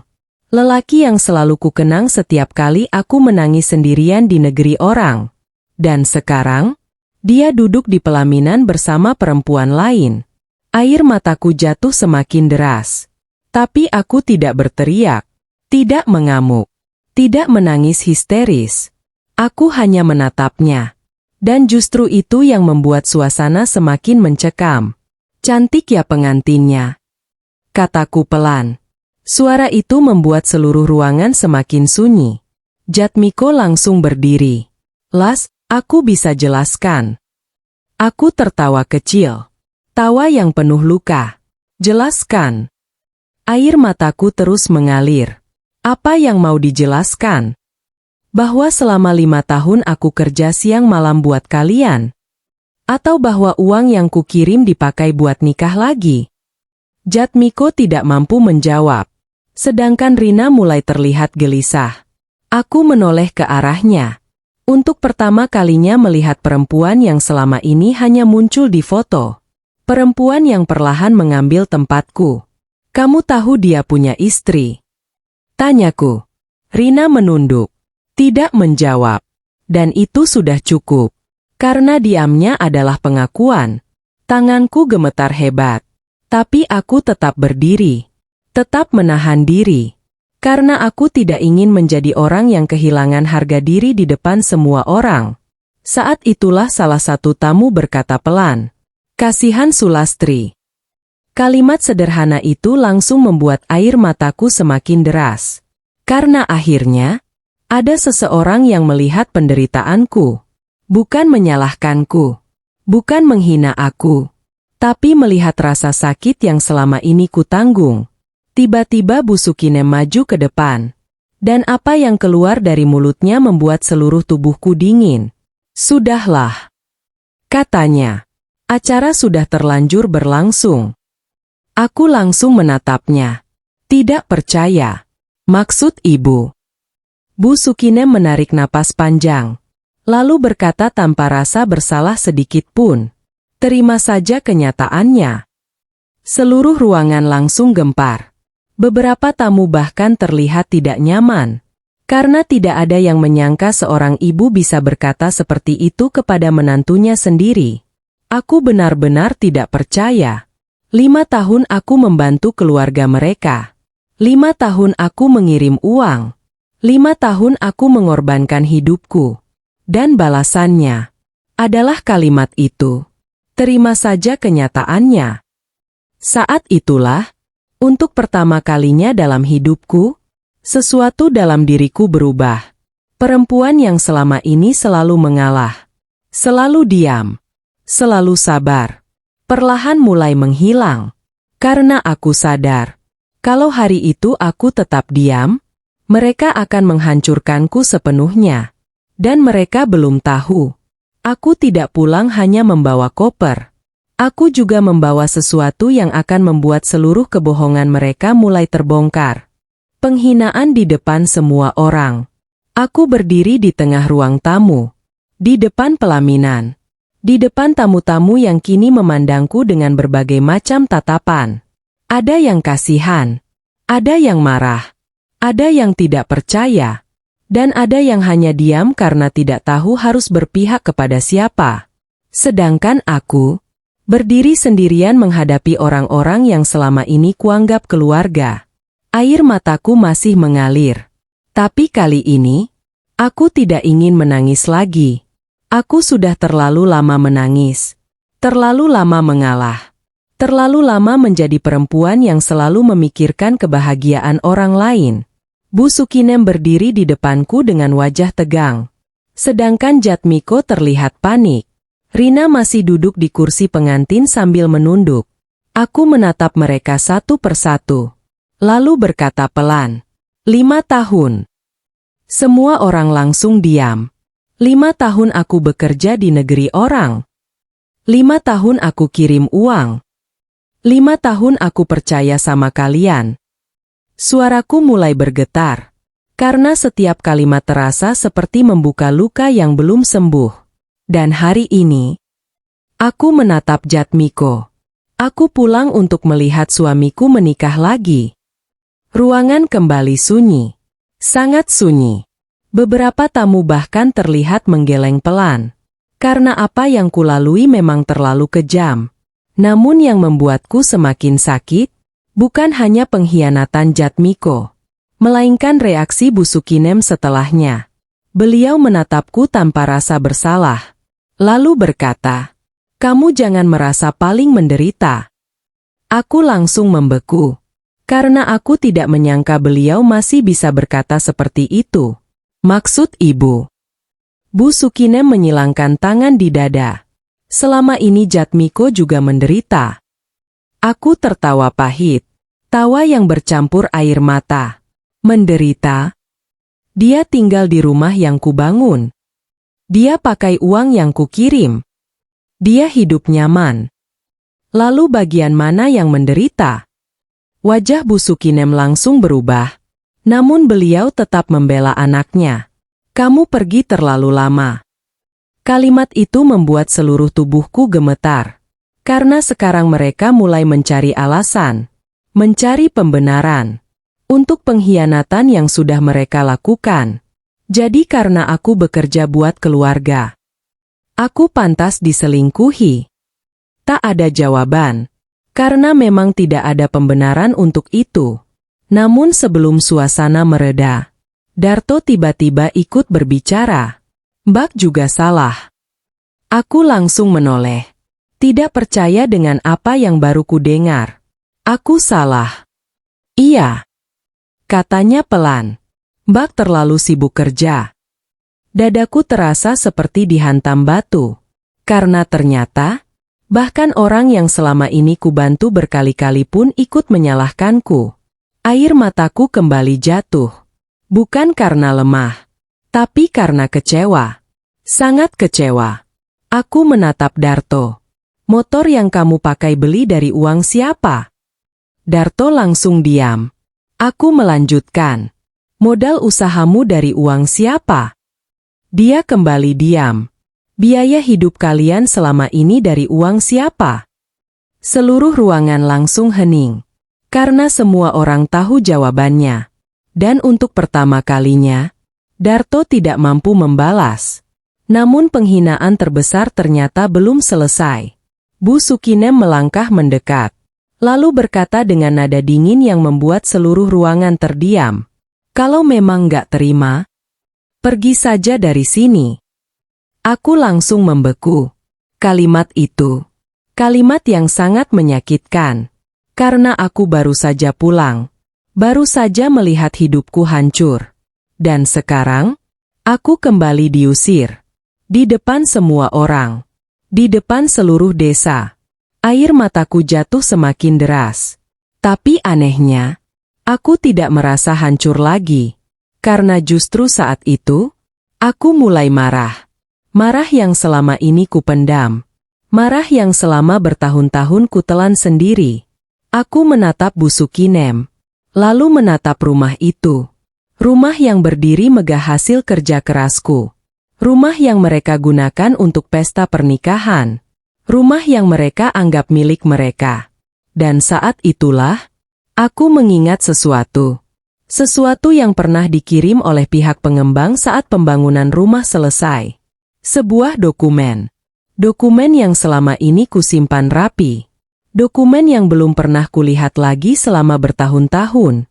Perlahan, aku mulai membuka tas yang kubawa. Dan saat itu, aku sadar. Mungkin hari ini bukan akhir kehancuranku. Mungkin justru ini awal kehancuran mereka. Rahasia yang selama ini disembunyikan. Tanganku masih gemetar. Air mata masih membasahi pipiku. Namun kali ini, aku tidak menangis karena sedih. Aku menangis karena marah. Karena selama bertahun-tahun aku diam. Selama bertahun-tahun aku mengalah. Dan apa yang kudapat? Pengkhianatan, penghinaan, dan pengusiran. Di rumah yang kubangun dengan hasil kerja kerasku sendiri. Seluruh ruangan masih sunyi. Semua mata tertuju kepadaku. Termasuk Jatmiko, Bu Sukinem, Darto, dan Rina. Aku membuka tasku perlahan. Lalu mengeluarkan sebuah map plastik bening yang sudah kusimpan selama bertahun-tahun. Map itu terlihat biasa. Tapi isi di dalamnya akan mengubah semuanya. Apa itu? Tanya Bu Sukinem dengan nada tidak sabar. Aku tidak langsung menjawab. Aku membuka map itu. Lalu mengeluarkan beberapa lembar dokumen. Tanganku masih bergetar. Karena bahkan aku sendiri tidak pernah membayangkan harus menggunakan dokumen ini dengan cara seperti sekarang. Aku menatap Jatmiko. Mas. Suaraku pelan. Tapi cukup membuat seluruh ruangan diam. Kamu masih ingat waktu rumah ini dibangun? Jatmiko terlihat bingung. Terus kenapa? Aku tersenyum pahit. Karena ada sesuatu yang selama ini mungkin kamu lupakan. Perlahan aku mengangkat dokumen itu. Dan saat melihat cap resmi di atas kertas, wajah Jatmiko mulai berubah. Aku melihatnya dengan jelas. Sangat jelas. Dia mengenali dokumen itu. Dan dia mulai panik. Sulastri. Katanya cepat. Nggak usah sekarang. Kalimat itu justru membuatku semakin yakin. Karena dia tahu. Dia tahu apa yang akan terjadi. Aku menatap seluruh tamu yang memenuhi rumah. Lalu berkata lantang. Bapak-bapak, ibu-ibu, saya ingin menunjukkan sesuatu. Suasana langsung semakin tegang. Aku membuka halaman pertama, lalu memperlihatkan bagian yang paling penting. Nama pemilik rumah. Air mataku jatuh lagi. Karena aku teringat semua malam ketika aku bekerja sampai tubuhku hampir tumbang. Semua pengorbanan itu tertulis di atas kertas ini. Aku mengangkat dokumen lebih tinggi. Lalu berkata, rumah ini bukan atas nama Jatmiko. Ruangan langsung hening. Sangat hening. Aku melanjutkan. Rumah ini juga bukan atas nama Bu Sukinem. Tatapan semua orang mulai berubah. Sebagian terlihat bingung. Sebagian mulai penasaran. Sedangkan wajah Bu Sukinem mulai pucat. Aku menarik napas panjang. Lalu mengucapkan kalimat yang membuat seluruh ruangan gempar. Rumah ini atas nama saya. Ini. Lalu, suasana langsung meledak. Apa? Serius? Atas nama Sulastri. Bisik-bisik terdengar dari segala arah. Aku melihat wajah Rina langsung kehilangan warna. Sedangkan Jatmiko tampak seperti baru saja dihantam sesuatu yang sangat keras. Bu Sukinem berdiri dari kursinya. Itu nggak mungkin. Teriaknya. Aku langsung memperlihatkan sertifikat dan dokumen pembayaran. Lengkap, resmi, dan sah. Tidak ada yang bisa membantahnya. Karena saat pembangunan rumah dulu, aku memang meminta semua dokumen dibuat atas namaku. Bukan karena curiga. Bukan karena tidak percaya. Melainkan karena aku yang membayar semuanya. Dan saat itu Jatmiko sendiri yang menyetujuinya. Tapi mungkin, dia mengira aku tidak akan pernah pulang mendadak seperti ini. Aku menatap Bu Sukinem. Ibu masih mau menyuruh saya pergi. Wajah beliau langsung memerah. Tidak mampu menjawab. Aku menatap Jatmiko. Mas, kalau aku harus pergi dari sini, berarti kalian juga harus ikut keluar. Seluruh ruangan langsung gaduh. Karena sekarang kenyataannya jelas. Orang yang mereka hina, orang yang mereka usir, justru pemilik sah rumah itu. Air mata terus mengalir dari mataku. Namun kali ini bukan air mata kelemahan, melainkan air mata seseorang yang akhirnya berhenti diinjak-injak. Tapi saat semua orang masih shock, seorang pria tua dari belakang kerumunan tiba-tiba berdiri. Pak Lurah Hardi. Beliau selama ini hanya diam memperhatikan. Namun kali ini wajahnya terlihat serius. Sangat serius. Beliau menatap Jatmiko. Lalu berkata pelan, kalau soal rumah saja kalian sudah bohong, bagaimana dengan uang ratusan juta yang selama ini dikirim Sulastri? Jantungku langsung berdetak keras. Karena untuk pertama kalinya, pertanyaan yang selama ini kusimpan sendirian akhirnya diucapkan di depan seluruh desa. Dan aku belum tahu bahwa jawaban atas pertanyaan itu akan membongkar pengkhianatan yang jauh lebih besar daripada perselingkuhan. Pengkhianatan yang lebih besar. Suasana rumah langsung berubah setelah Pak Lurah Hardi mengucapkan pertanyaan itu. Tidak ada lagi yang membicarakan pernikahan. Tidak ada lagi yang membahas Rina. Karena kini perhatian semua orang tertuju pada satu hal. Uang. Uang yang selama bertahun-tahun kukirim dari negeri orang. Uang yang jumlahnya mencapai ratusan juta rupiah. Uang yang selama ini katanya digunakan untuk keluarga. Pak Lurah menatap Jatmiko dengan tajam. Jawab. Katanya tegas. Jatmiko terlihat gugup. Sangat gugup. Aku belum pernah melihatnya seperti itu. Keringat mulai muncul di dahinya. Tangannya mengepal. Sedangkan Bu Sukinem terlihat semakin pucat. Aku berdiri diam. Menunggu. Karena aku juga ingin mendengar jawabannya. Aku ingin tahu kemana semua uangku pergi. Pak Lurah kembali bertanya. Utang keluarga katanya besar. Sekarang utangnya sudah lunas atau belum? Jatmiko membuka mulut. Lalu menutupnya lagi. Tidak ada jawaban. Dan justru itu membuat suasana semakin panas. Salah satu warga ikut bersuara. Betul juga. Kalau uang kiriman sebanyak itu harusnya sudah lunas dari dulu. Warga lain mengangguk. Iya. Rumah juga sudah jadi. Terus uangnya kemana? Bisik-bisik mulai terdengar di seluruh ruangan. Aku bisa melihat wajah Rina mulai panik. Matanya beberapa kali melirik ke arah Jatmiko.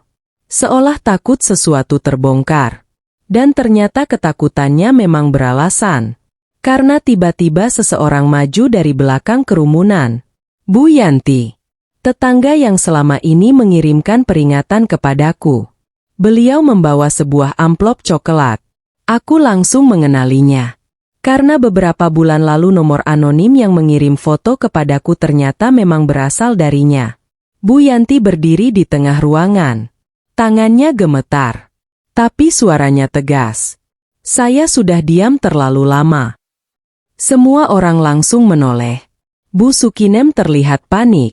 Yanti, jangan ikut campur. Tapi Bu Yanti menggeleng.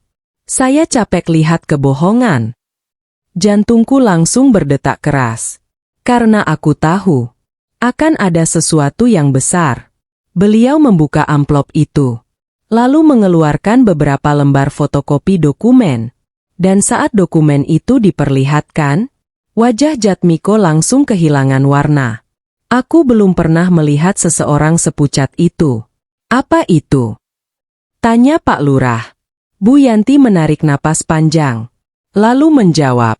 Bukti pembelian mobil. Ruangan langsung gempar. Mobil? Mobil siapa? Bu Yanti menunjuk ke arah Jatmiko. Mobil Jatmiko. Aku langsung membeku. Karena selama ini, Jatmiko selalu mengatakan uang habis untuk kebutuhan keluarga. Tapi ternyata dia membeli mobil. Dan yang lebih mengejutkan, mobil itu tidak pernah diceritakan kepadaku. Pak Lurah mengambil dokumen itu. Membacanya. Lalu wajahnya berubah serius. Benar. Katanya pelan. Nama pembelinya Jatmiko. Aku langsung merasa lututku lemas. Karena ternyata ini baru awal. Bu Yanti kembali mengeluarkan dokumen lain. Masih ada. Semua orang terdiam. Lalu beliau menunjukkan kwitansi pembayaran perhiasan, pembelian furnitur, pembelian elektronik mahal. Dan semuanya dilakukan dalam beberapa tahun terakhir. Dengan nominal yang sangat besar. Air mataku langsung jatuh. Karena sekarang aku mulai mengerti. Uangku tidak hilang. Uangku dipakai. Dipakai untuk hidup mewah. Dipakai untuk menyenangkan orang lain. Dipakai untuk membangun kehidupan baru tanpa aku. Namun pukulan terbesar datang beberapa menit kemudian. Saat Bu Yanti mengeluarkan foto-foto lain. Foto yang membuat seluruh ruangan langsung sunyi. Karena di foto itu, terlihat Jatmiko dan Rina sedang memilih perabot rumah bersama. Memilih tempat tidur. Memilih lemari. Memilih sofa. Untuk rumah yang kubangun. Dengan uangku. Dan yang lebih menyakitkan, foto-foto itu diambil hampir 2 tahun lalu. Artinya, hubungan mereka bukan baru kemarin. Bukan baru beberapa bulan, tapi sudah berlangsung sangat lama. Sangat lama. Tangisku langsung pecah. Karena selama 2 tahun itu, aku masih bekerja keras. Masih mengirim uang. Masih percaya bahwa aku sedang membangun masa depan bersama suamiku. Padahal saat yang sama, dia sedang membangun kehidupan baru bersama perempuan lain. Pak Lurah menatap Jatmiko. Tatapannya penuh kekecewaan. Apa ini benar? Jatmiko menunduk. Lama sekali. Lalu akhirnya menjawab dengan suara pelan. Benar. Ruangan langsung gaduh. Beberapa warga menggeleng. Beberapa terlihat marah. Dan beberapa perempuan bahkan mulai menangis melihat apa yang terjadi padaku. Namun pengakuan itu ternyata belum selesai. Karena Jatmiko kemudian mengatakan sesuatu yang membuat seluruh ruangan kembali membeku. Bukan cuma aku yang tahu soal ini. Aku langsung menatapnya. Jantungku berdetak semakin keras. Karena ada sesuatu dalam nada suaranya. Sesuatu yang membuatku takut. Lalu perlahan, Jatmiko mengangkat kepalanya dan menatap Bu Sukinem. Sementara wajah ibu mertuaku langsung berubah pucat seperti tidak memiliki darah lagi. Karena rahasia berikutnya akan menyeretnya jatuh bersama semua kebohongan yang selama ini mereka sembunyikan. Seluruh desa mulai mengetahui kebenaran. Suasana rumah mendadak sunyi. Sangat sunyi. Semua orang menatap Jatmiko. Termasuk aku. Air mataku masih mengalir. Tapi kali ini bercampur dengan rasa takut. Karena aku tahu, pengakuan berikutnya akan lebih menyakitkan. Jatmiko menunduk lama. Lalu perlahan berkata, "Bukan cuma aku yang tahu soal Rina." Jantungku langsung berdebar keras. Aku menatap Bu Sukinem. Dan saat itu juga, aku melihat kepanikan di wajahnya. Panik yang selama ini berusaha disembunyikan. "Jatmiko!" bentak Bu Sukinem. "Diam!" Tapi semuanya sudah terlambat.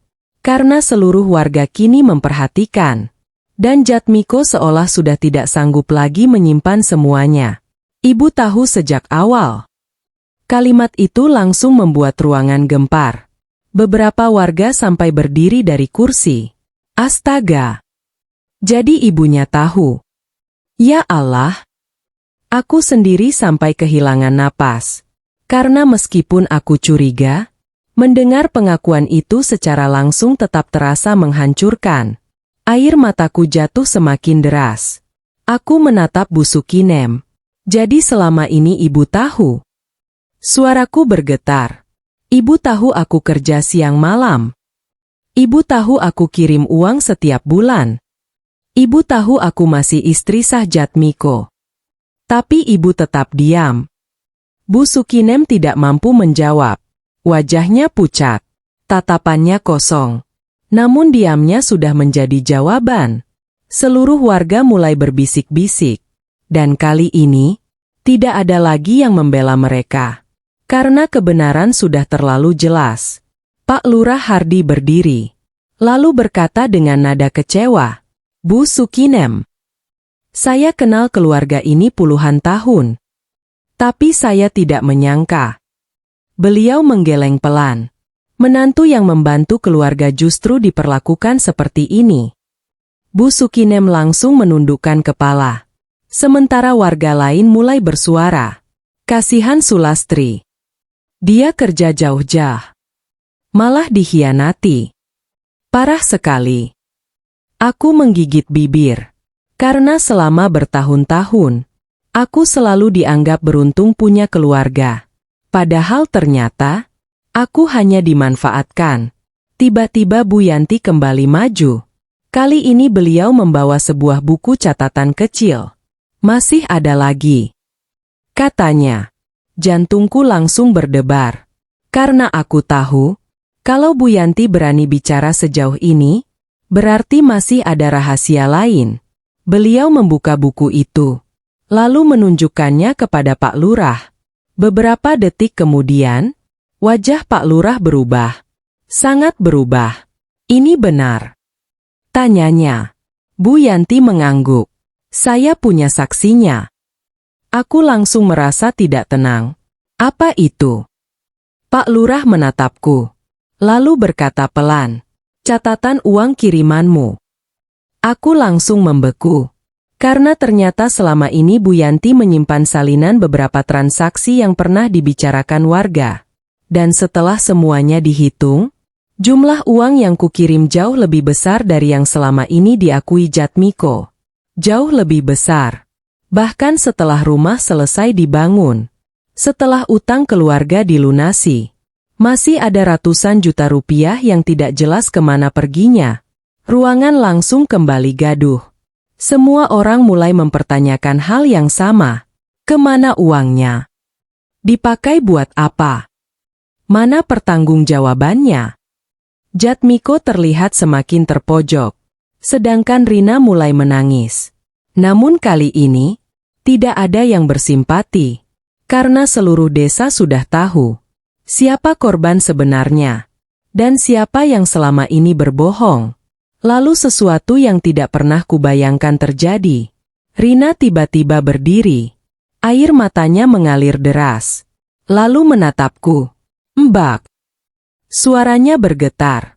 Aku nggak tahu semuanya seperti ini. Aku langsung terdiam. Karena untuk pertama kalinya, aku melihat penyesalan di wajahnya. Rina menangis. Benar-benar menangis. Aku memang tahu Mas Jatmiko sudah menikah. Tapi dia bilang Mbak sudah nggak peduli. Dia bilang Mbak nggak akan pulang. Dia bilang rumah itu miliknya. Seluruh ruangan kembali gempar.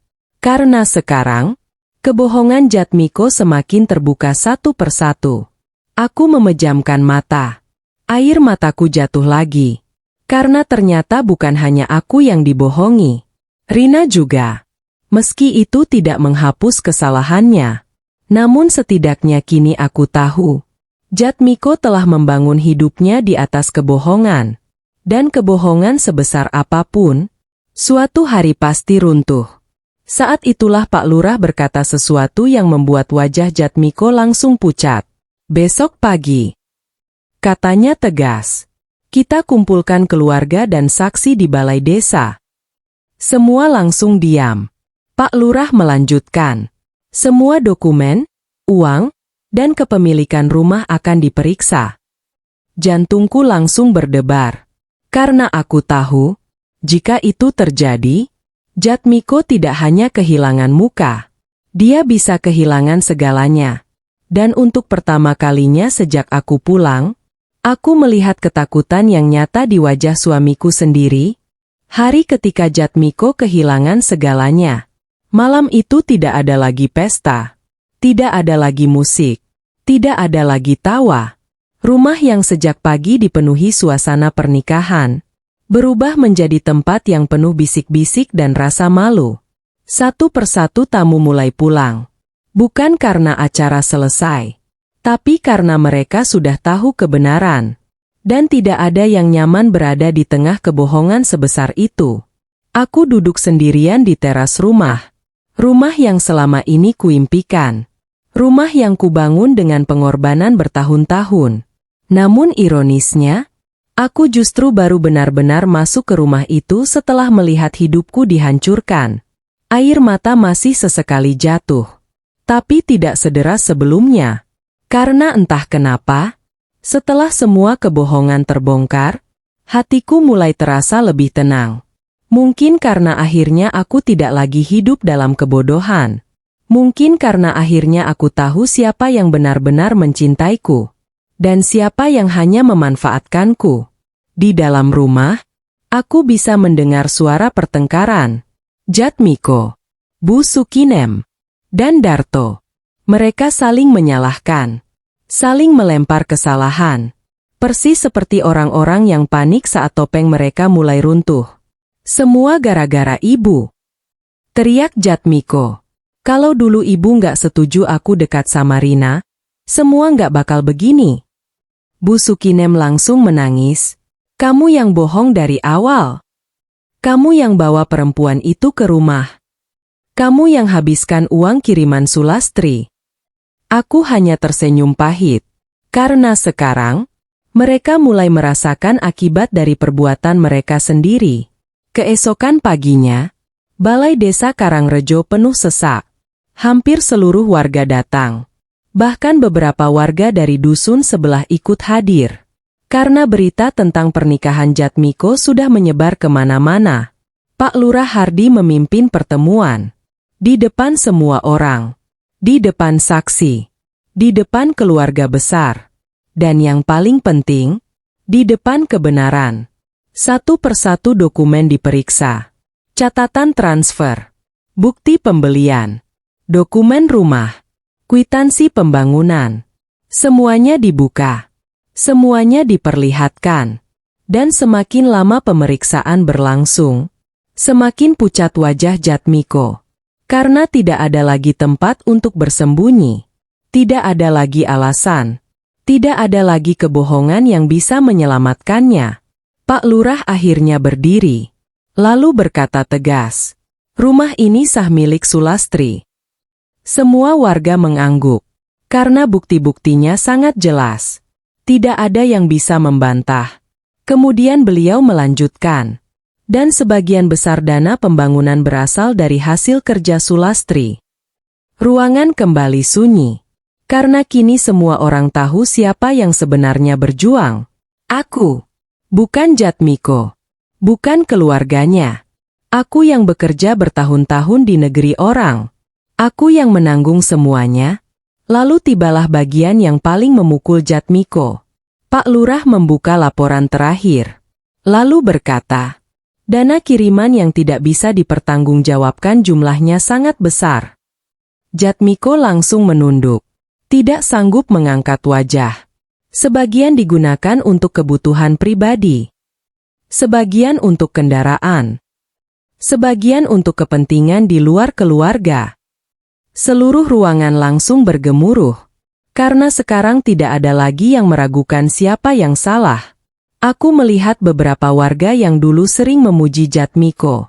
Kini mereka justru menggeleng kecewa. Nggak nyangka. Tega sekali.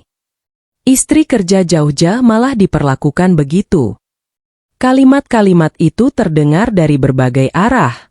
Dan setiap kalimat membuat wajah Jatmiko semakin hancur. Namun pukulan terbesar datang dari Rina.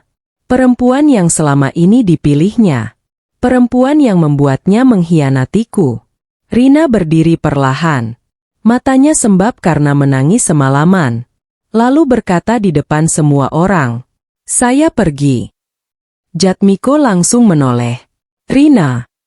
Tapi Rina menggeleng. Air matanya jatuh. "Aku nggak mau hidup dari kebohongan. Aku nggak mau jadi alasan penderitaan orang lain." Dan untuk pertama kalinya, Rina berjalan meninggalkan Jatmiko. Tanpa menoleh. Tanpa kembali. Aku melihat wajah Jatmiko saat itu. Wajah seseorang yang baru sadar bahwa semua yang dibangunnya di atas kebohongan sedang runtuh sekaligus. Rumah bukan miliknya. Uang bukan hasil kerjanya. Kepercayaan warga hilang. Perempuan yang dipilihnya pergi. Dan keluarga yang dulu selalu membelanya kini ikut menyalahkannya. Hari itu, untuk pertama kalinya sejak aku pulang, aku melihat Jatmiko menangis. Bukan menangis karena sedih. Tapi menangis karena kehilangan segalanya.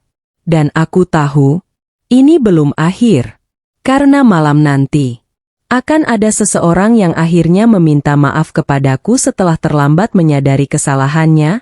Tangisan penyesalan. Malam itu desa Karangrejo terasa berbeda. Biasanya setelah ada hajatan besar, orang-orang masih berkumpul sampai larut. Masih ada tawa. Masih ada obrolan. Masih ada cerita. Tapi malam itu tidak. Yang tersisa hanya rasa malu, rasa kecewa, dan penyesalan. Aku duduk sendirian di ruang tamu rumahku. Rumah yang akhirnya kembali menjadi milikku sepenuhnya. Di luar terdengar suara jangkrik. Angin malam masuk perlahan dari jendela. Dan untuk pertama kalinya setelah bertahun-tahun, aku duduk di rumah ini tanpa harus memikirkan pekerjaan di negeri orang. Namun anehnya, aku tidak merasa bahagia sepenuhnya. Karena semua kemenangan ini dibayar dengan luka yang terlalu dalam. Aku menatap dinding rumah.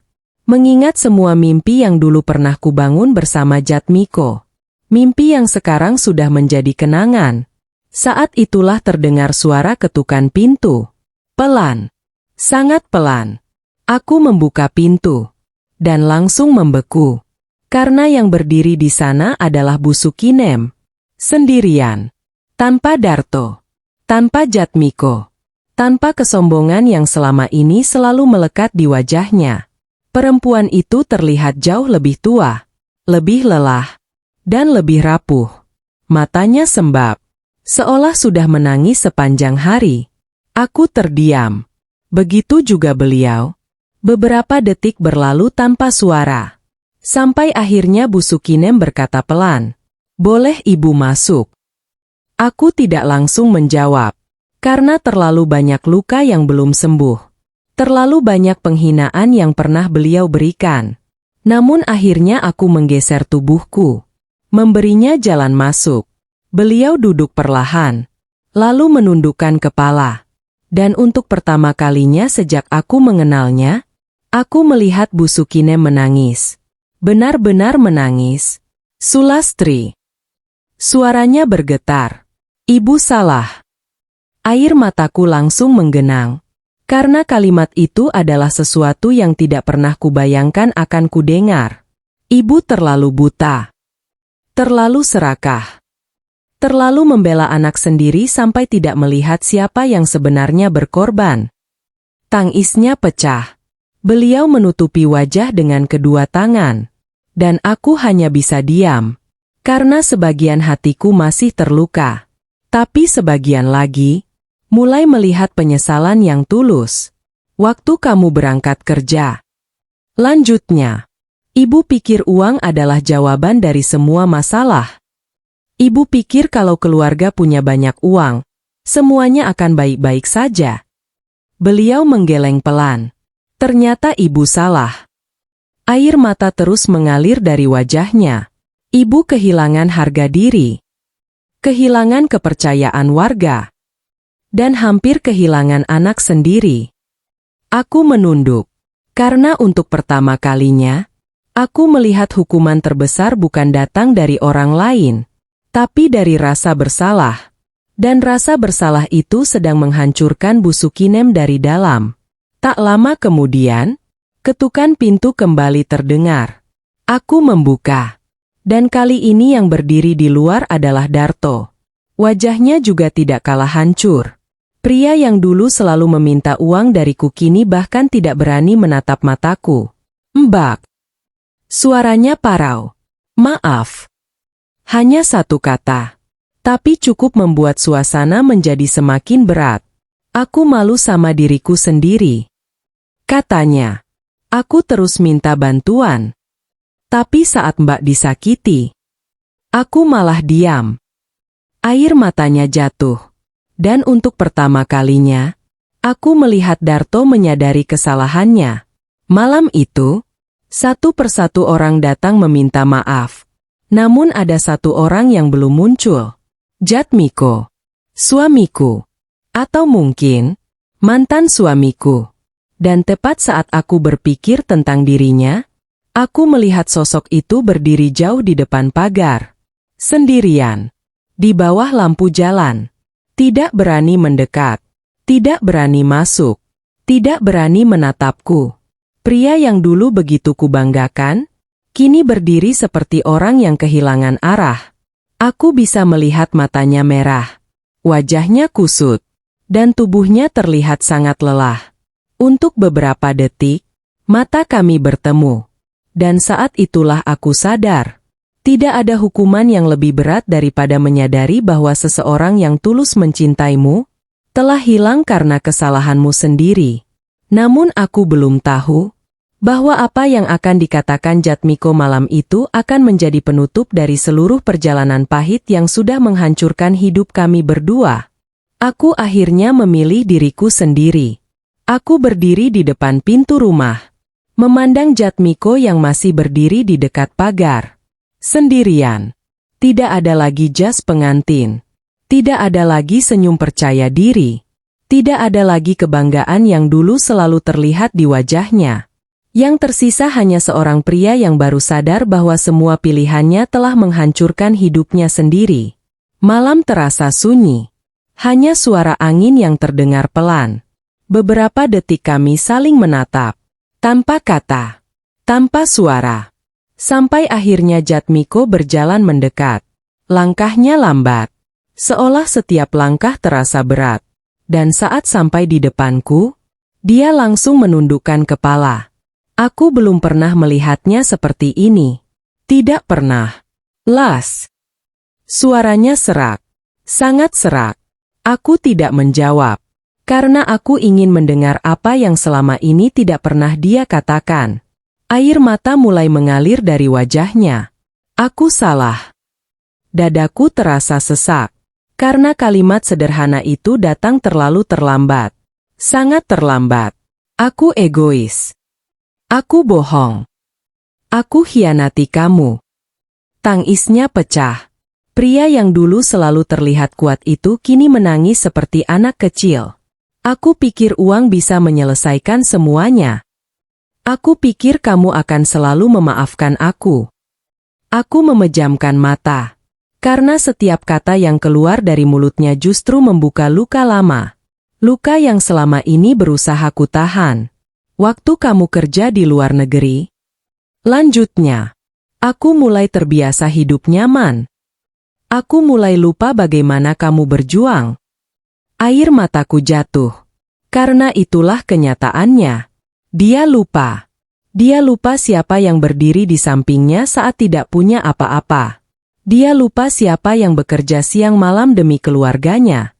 Dia lupa siapa yang mencintainya tanpa syarat. Jatmiko menghapus air matanya. Lalu berkata pelan, "Kalau waktu bisa diulang, aku nggak akan melakukan semua ini." Aku tersenyum pahit.